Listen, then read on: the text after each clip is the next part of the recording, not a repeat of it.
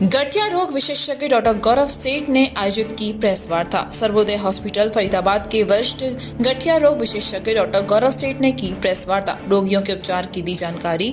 आजकल आम आदमी के भीतर हड्डी से जुड़ी बीमारियां बहुत संख्या में देखने को मिल रही हैं। कमर, कूला, घुटना आदि जोड़ों के दर्द को अर्थराइटिस नामक रोग कहा जाता है। मथुरा के कृष्णानगर स्थित सर्वोदय हेल्थ क्लिनिक के रूमटॉइड अर्थराइटिस के विशेषज्ञ डॉक्टर गौरव सेठ ने जानकारी देते हुए बताया कि रूमटॉइड अर्थराइटिस लाइलाज बीमारी नहीं है। उन्होंने इस बीमारी की वजह और उसके उपचार के बारे में जानकारी दी तथा पीड़ित लोगों को क्या क्या सावधानियां बरतनी चाहिए इस बारे में भी बताया। इस मौके पर डॉक्टर गौरव सेठ, डॉक्टर नवीन राणा, डॉक्टर नरेंद्र उपाध्याय आदि उपस्थित रहे। मेरा नाम डॉक्टर गौरव सेठ है। मैं कंसल्टेंट रूमेटोलॉजिस्ट हूँ Sarvodaya health care sector 8 Faridabad में। मैंने अपना MBBS मौलाना आज़ाद मेडिकल कॉलेज से किया है और मेरी जो जनरल मेडिसिन में ट्रेनिंग हुई है वो लेडी हार्डिंग मेडिकल कॉलेज से हुई है।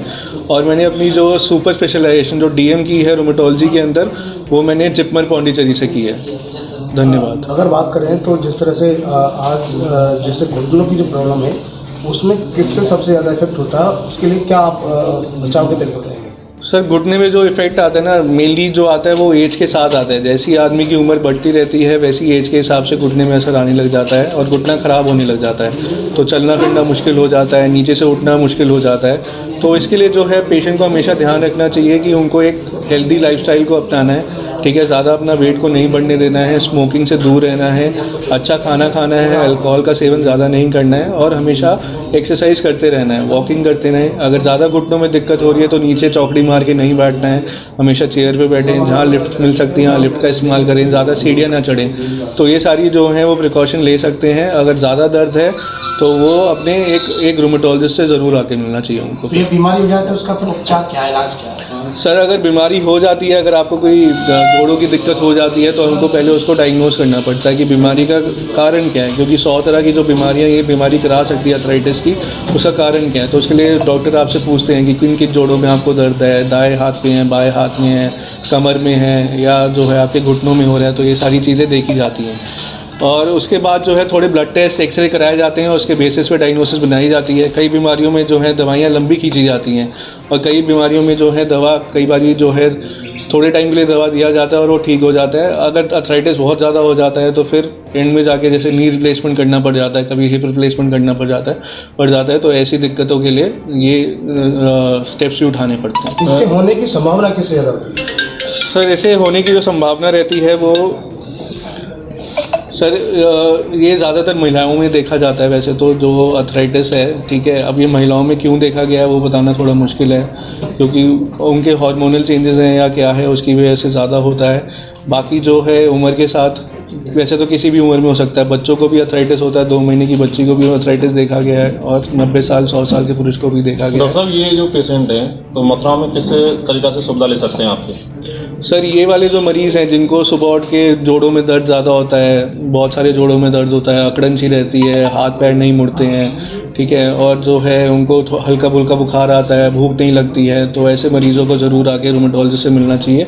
और एक और प्रकार का अर्थराइटिस होता है जिसे हम एंकिलोजिंग स्पॉन्डिलाइटिस बोलते हैं, जिसके अंदर आपको कमर का गठिया पाव हो जाता है। तो उन मरीज़ों को भी ज़रूर आके एक रूमेटोलॉजिस्ट से ज़रूर मिलना चाहिए। आपके द्वारा कैसे लोगों की यहाँ पे इलाज किया सकता है, आपका कैसे मदद मिल सकती है? सर देखो, जो मेडिकल मैनेजमेंट की जाती है वो रूमेटोलॉजिस्ट ही कर सकता है। एंड 20 सालों में इलाज काफ़ी बदल गया है। आजकल वो पुरानी दवाइयाँ तो चलती हैं, लेकिन अगर पेशेंट को असर नहीं आता है तो हमको नई तरह की दवाइयाँ देनी पड़ती हैं।